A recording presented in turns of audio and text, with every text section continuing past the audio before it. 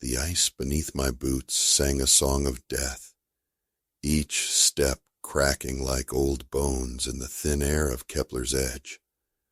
3 days I'd been stranded on this frozen hell, and 3 days I'd been staring across the cantina at Marcus Thorne, knowing one of us wasn't leaving this rock alive. The ticket lay between us on the scarred metal table, its holographic seal flickering in the amber light. Passage aboard the last transport before the orbital window closed for another 6 months. 6 months on Kepler's edge meant 6 months too long. The cold here didn't just kill you. It preserved you. Kept you conscious right up until your heart stopped beating. Like the planet wanted you to appreciate every moment of your dying. I nursed my synthol and watched Marcus do the same, both of us pretending we weren't sizing each other up like gunfighters in some ancient Earth Western. The cantina's only other occupant was Sal, the barkeep, who'd seen enough stranded smugglers to know the drill. He'd already moved the breakables out of reach and positioned himself behind the reinforced section of the bar. Funny thing about fate, Marcus said, his voice carrying that same lazy drawl that had gotten him out of more scrapes than his quick draw ever had. 2 old friends, 1 ticket, and a whole lot of history between them. I took a sip of the synthol, letting it burn away the taste of irony. Friends is a generous word for what we were, Marcus. Partners, then. Brothers in arms. Thieves with honor. He smiled, but it didn't reach his eyes. Those pale blue eyes that had seen too much and forgiven too little. Of course, that was before Titan Station. Before Titan Station. Before the job that went sideways. Before the cargo that wasn't supposed to be breathing. Before Marcus left me to face the music, while he disappeared into the black with half our score. Ancient history, I said, though we both knew it wasn't. Some wounds don't heal. They just learn to lie quiet until the cold wakes them up. Outside, the wind howled across the settlement's dome, carrying with it the promise of the storm that had grounded us both. The transport had made emergency landing protocols, dropping off supplies and passengers before hightailing it back to orbit. Standard procedure when the weather turned murderous, which it did on Kepler's edge with the regularity of a heartbeat. The ticket had been a clerical error. 2 names on the manifest, 1 seat available. The transport's captain, a grizzled woman named Chen, had shrugged and told us to sort it out ourselves. She'd be back in 72 hours, weather permitting, and whoever had the ticket could leave. The other would wait for the next transport, if they lived that long. You know, Marcus continued, leaning back in his chair with the casual confidence of a man who'd never met a situation he couldn't talk his way out of. I heard something interesting from the mining crew before they pulled out yesterday. I kept my expression neutral, but something cold that had nothing to do with the weather settled in my stomach. Mining crews hear a lot of things. Most of it's rock dust and wishful thinking. This was different. He pulled out a small device, no bigger than his thumb, and set it on the table. A deep scan probe, military grade. They found something down in the ice. Something that's been sleeping for a long, long time. The probe's surface was scorched, its casing cracked from exposure to whatever lay beneath the settlement. I'd seen enough of them to know this one had been pushed well past its operational limits. And what's that got to do with our current situation? I asked, though I was already putting the pieces together. Marcus had always been too curious for his own good, and too smart to let a mystery lie unsolved. Well, Jake, he said, using my name for the first time since we'd been stranded. Seems to me that ticket might not be the only way off this rock. Might be there's something down there worth more than passage on a rust bucket transport. I studied his face, looking for the tell I'd learned to read during our years running cargo through the outer systems. The slight tightening around his eyes when he was bluffing, the way his left hand would drift toward his sidearm when he was nervous. But Marcus had learned to school his expressions in the years since Titan Station, and I couldn't read him like I used to. "You're talking about going down into the ice," I said. "On a planet where the surface temperature can drop 40 degrees in an hour, where the mining crews pulled out because they found something that spooked them enough to abandon a profitable operation. I'm talking about opportunity, Jake. The kind that doesn't come along twice in a lifetime." He leaned forward, and for a moment I saw a flash of the old Marcus, the one who'd convinced me to run contraband through imperial blockades, who'd talked us into jobs that should have gotten us killed, but somehow made us rich instead. Think about it. Whatever's down there, it's been preserved in perfect condition for God knows how long. Could be tech, could be artifacts, could be something the archaeologists would pay through the nose for. Could be something that killed the last people who found it. Could be. He shrugged. But we're already dead men walking, Jake. That storm's going to hit in 18 hours. And when it does, this settlement's going to be cut off from everything. Transport might not make it back for weeks, maybe months. You really want to sit here playing cards with the Reaper, or do you want to roll the dice one more time? I looked around the cantina, taking in the reinforced walls, the emergency supplies stacked in the corners, the thick, transparent steel windows that showed nothing but swirling white death outside. Kepler's Edge was a frontier world, barely habitable even under the best conditions. When the storms hit, they hit hard enough to strip the flesh from your bones if you were caught outside. But Marcus was right about one thing. We were already living on borrowed time. "Say I'm interested," I said carefully. "What exactly are you proposing?" He smiled, and this time it did reach his eyes. "Partnership, like old times. We go down together, we split whatever we find 50-50, and we both get off this rock with enough credits to buy our own ships and never have to see each other again. And if we don't find anything, then we come back up and settle things the old-fashioned way." His hand drifted to the pistol at his hip, casual as breathing. "One way or another, only one of us is using that ticket." I finished my synthol and set the glass down with a soft clink that seemed to echo in the sudden silence. Outside, the wind had died down, but that only meant the storm was gathering strength. We had maybe 16 hours before Kepler's Edge turned from merely hostile to actively murderous. "All right," I said. "But we do this my way. We take proper gear, we stay in constant contact, and at the first sign of trouble, we abort and come back up." "Agreed." Marcus extended his hand across the table.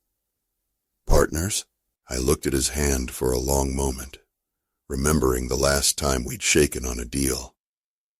Remembering the look in his eyes when he'd left me behind on Titan Station, bleeding and surrounded by Imperial security forces. Remembering the 3 years I'd spent in a penal colony because of his betrayal. But I also remembered the jobs we'd pulled together, the impossible scores we'd made when we trusted each other, before the greed and the fear had gotten between us. I shook his hand.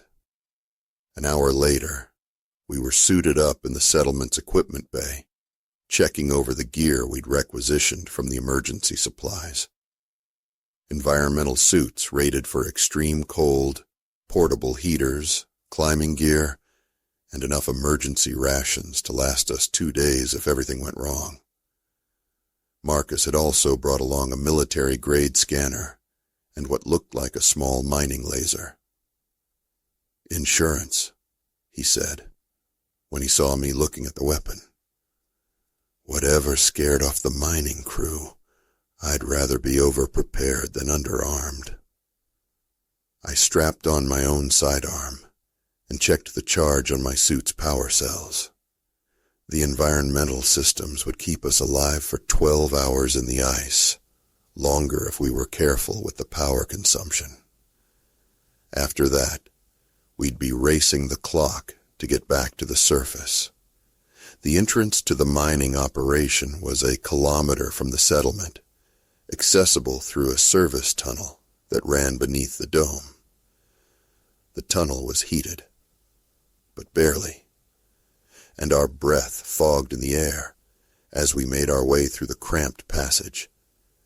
"You ever wonder what we'd be doing if we'd never met?" Marcus asked as we walked, his voice tinny through the comm system. "Probably the same thing," I replied, "just with different partners. Maybe, or maybe we'd have found something better, something honest." I laughed, but there was no humor in it. Marcus Thorne talking about honest work. Never thought I'd see the day.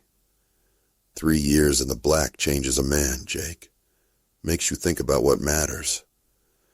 What matters is getting off this rock alive. We reached the end of the tunnel and found ourselves at the entrance to the mining shaft. The opening had been sealed with a heavy blast door, but Marcus produced a bypass key from his pocket, another piece of military hardware that he shouldn't have had access to. "Don't ask," he said when he saw my expression. The blast door cycled open with a hiss of equalizing pressure, revealing a shaft that dropped straight down into the ice.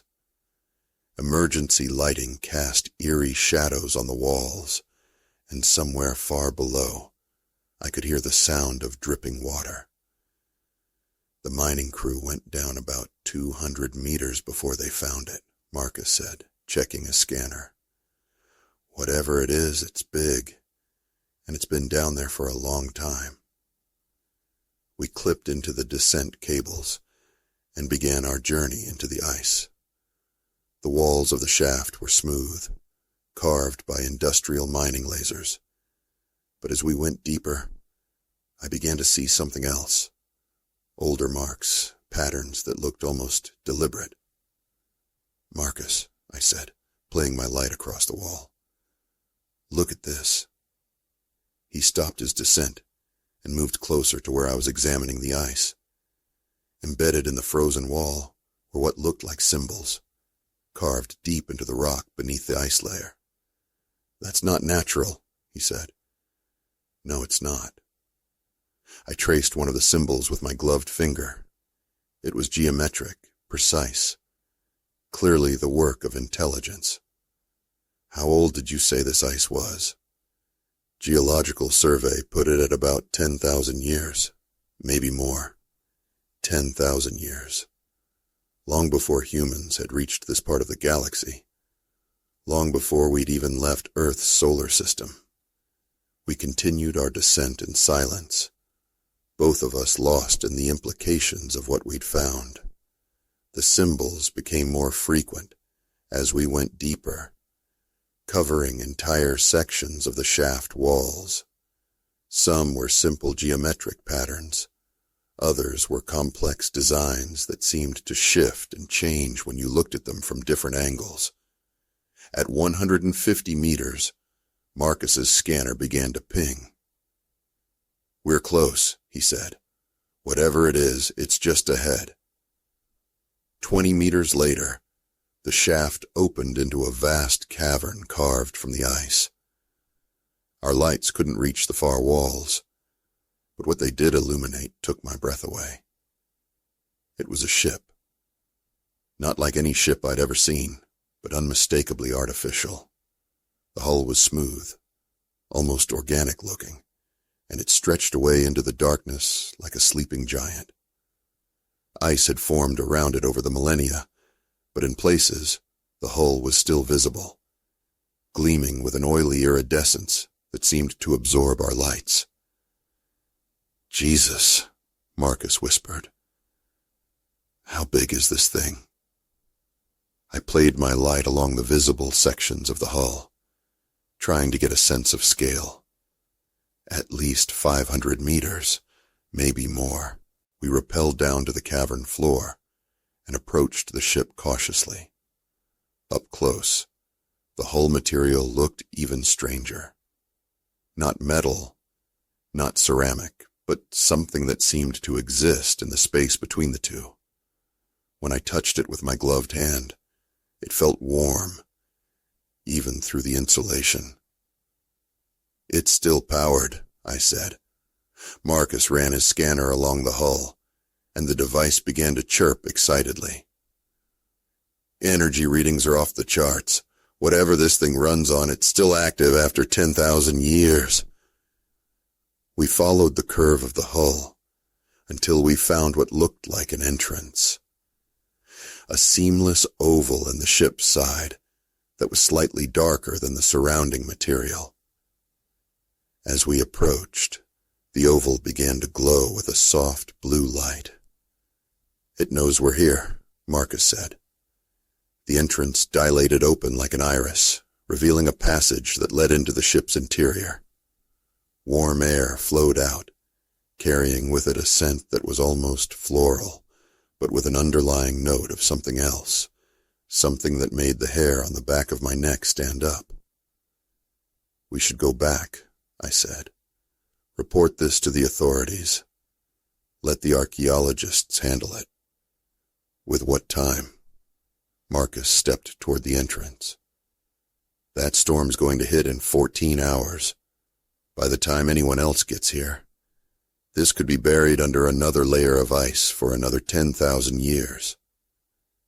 He was right, and we both knew it. This was a once-in-a-lifetime discovery, the kind of find that could set us up for life. But as I looked at that dilated entrance, glowing with its alien light, I couldn't shake the feeling that we were about to cross a line we couldn't uncross. Marcus made the decision for both of us by stepping through the entrance. "Damn it," I muttered, and followed him inside. The passage was perfectly round and seemed to stretch on forever in both directions.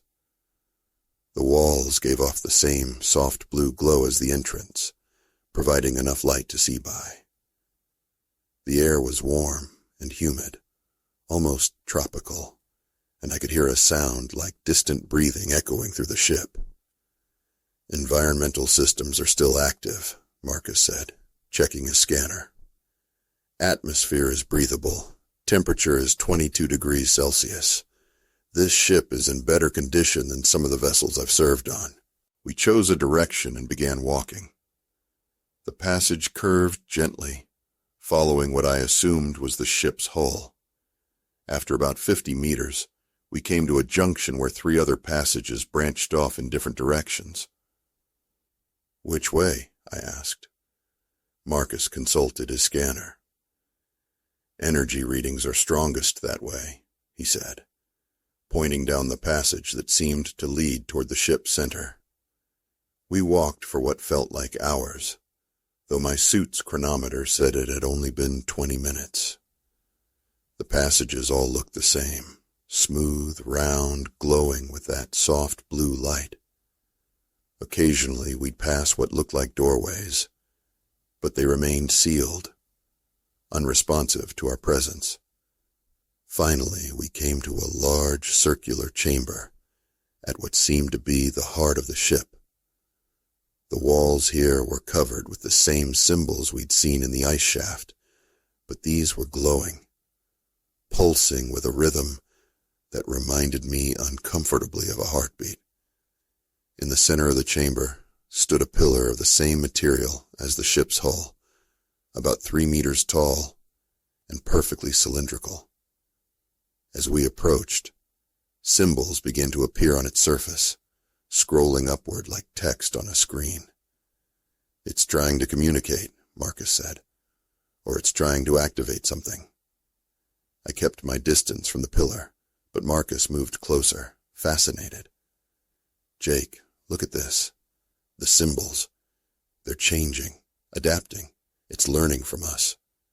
As if responding to his words, the symbols on the pillar shifted, becoming simpler, more geometric. Then, impossibly, they began to form patterns that looked almost like letters. Hello. "It's learned English," Marcus whispered. "From our suit comms, maybe, or our scanner transmissions." The word faded, replaced by new symbols that resolved into WHOAREYOU. Marcus stepped closer to the pillar. "We're humans. From Earth. EARTH. The word appeared on the pillar, followed by KNOWNTHENWARNED. "Warned about what?" I asked. The symbols changed again, faster now, scrolling through what looked like star charts, technical diagrams, and images that hurt to look at directly. Then clear as day. DANGERLEAVENOW. "It's trying to warn us away," I said. "Marcus, we need to go." But Marcus was transfixed, his hand reaching toward the pillar. "Think about what this means, Jake. First contact with an alien intelligence. This is bigger than any score we've ever dreamed of." "Marcus, don't—" His gloved hand touched the pillar's surface. The chamber exploded with light and sound. The symbols on the walls began to pulse faster, brighter, and I could feel something pressing against my mind, trying to get in. Images flashed through my consciousness. Vast ships moving between the stars, worlds burning.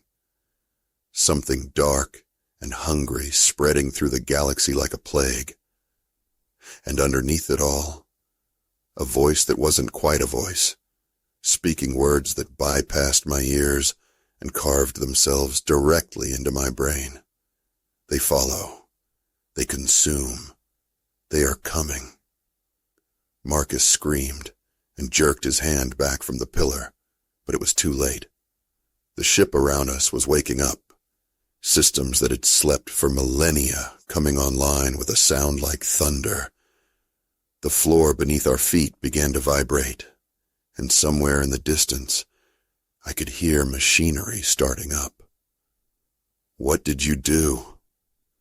I grabbed Marcus by the shoulders, but his eyes were unfocused, staring at something I couldn't see. "They're coming," he whispered.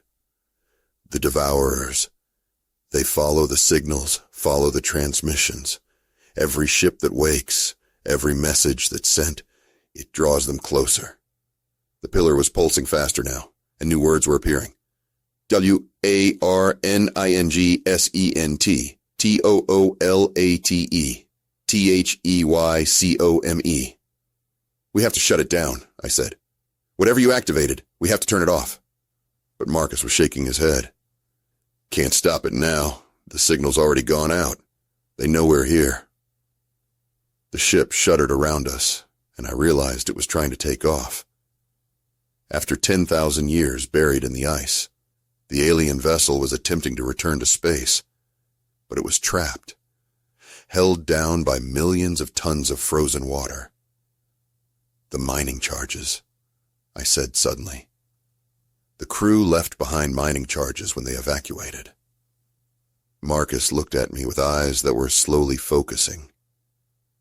"You want to blow up the ship?" "I want to bury it again. Deeper this time. If this thing is calling to something out there, then we need to make sure the call doesn't get answered." We ran through the ship's passages, following our suit's navigation system back toward the entrance. Behind us, the ship was coming alive, lights flickering on, systems humming with power. The air was getting warmer, and I could smell something burning. We reached the entrance just as the ship made another attempt to break free from the ice. The cavern shook, and chunks of frozen debris rained down from the ceiling. The ship's hull was glowing now, radiating heat that was melting the ice around it. "The charges are in the mining equipment cache," Marcus said as we rappelled back up the shaft. "But, Jake, if we bring down this much ice, we might not make it back to the surface." "Better than letting that thing loose," I replied. "You saw what it showed us. Whatever's coming, humanity isn't ready for it." We reached the mining level and found the equipment cache exactly where Marcus had said it would be. The charges were industrial grade, designed to crack through solid rock. There were enough of them to bring down half the mountain. "We'll need to place them at the structural weak points," Marcus said, studying the shaft's construction. "Here, here, and here." He pointed to places where the support beams were thinnest. We worked quickly, placing the charges and linking them to a single detonator. Below us, the alien ship was still trying to break free, and with each attempt, more ice melted away. Soon it would have enough clearance to lift off, and then... "Timer set for 5 minutes, Marcus said. "That should give us enough time to reach the surface." We clipped back into the ascent cables and began climbing as fast as our suits would allow. Below us, the ship's glow was getting brighter, and I could hear something that sounded almost like singing, a harmony of alien voices calling out across the void. We were halfway to the surface when the charges detonated. The explosion was like nothing I'd ever experienced. The shaft walls collapsed inward, and a wave of superheated steam roared up from below. Our cables snapped, and we were thrown against the walls as the entire structure came down. I must have blacked out, because the next thing I knew, I was lying in a pile of rubble at the bottom of what had once been the mining shaft. My suit's emergency beacon was flashing, and I could taste blood in my mouth. "Marcus!" I called out over the comm. "Here," came his weak reply. "Leg's broken, but I'm alive." I found him pinned under a fallen support beam, his left leg bent at an unnatural angle. Together, we managed to free him, and I helped him to his feet. The shaft above us was completely blocked. There was no way we were getting out the way we'd come in. "Emergency tunnel!" Marcus said through gritted teeth. "There's an emergency tunnel that connects to the main settlement. Should be that way." We made our way through the rubble, Marcus leaning heavily on my shoulder. Behind us, the wreckage of the alien ship lay buried under thousands of tons of ice and rock. The singing had stopped, and the oppressive feeling of being watched had lifted. It took us 3 hours to reach the emergency tunnel, and another 2 to make it back to the settlement. By the time we stumbled into the cantina, the storm had arrived in full force, and the dome's windows showed nothing but howling white chaos. Sal looked up from behind the bar and shook his head. "Figured you two were dead for sure. What happened down there?" "Mining accident," I said. "Structural collapse. The whole operation's buried now." Sal nodded and poured us both drinks. "Shame. That was a profitable operation. Company's not going to be happy about losing all that equipment." Marcus and I looked at each other, and for the first time in years, we were thinking the same thing. Some secrets were worth keeping, even between enemies. The transport arrived 18 hours later, right on schedule. The storm had passed, leaving behind a landscape scoured clean by wind and ice. As we prepared to board, Marcus pulled the ticket from his pocket and looked at it for a long moment. "You know," he said, I've been thinking about what that thing showed us, about what's coming. Yeah? Maybe it's time we stopped running from each other and started preparing for what's really out there. He handed me the ticket. Your turn to leave first, Jake. I'll catch the next transport. I looked at the ticket, then at Marcus. His leg was in a medical brace, and he'd be stuck on Kepler's edge for at least another month while it healed. But there was something different in his eyes now, a purpose that hadn't been there before. What are you going to do? Research. There are other sites like this one, other ships buried in ice and rock across the frontier. Someone needs to find them before they wake up on their own. I thought about the images the alien ship had shown us. Worlds burning, civilizations consumed by something dark and hungry. Maybe Marcus was right. Maybe it was time to stop running. I'll be in touch, I said, pocketing the ticket. When you're ready to get back to work. Partners, he asked, extending his hand. This time, I didn't hesitate. Partners. As the transport lifted off from Kepler's edge, I looked down at the frozen wasteland below. Somewhere under all that ice and rock, an alien ship lay silent and buried, its warning unheeded by the universe at large. But 2 old smugglers had heard it, and maybe that would be enough.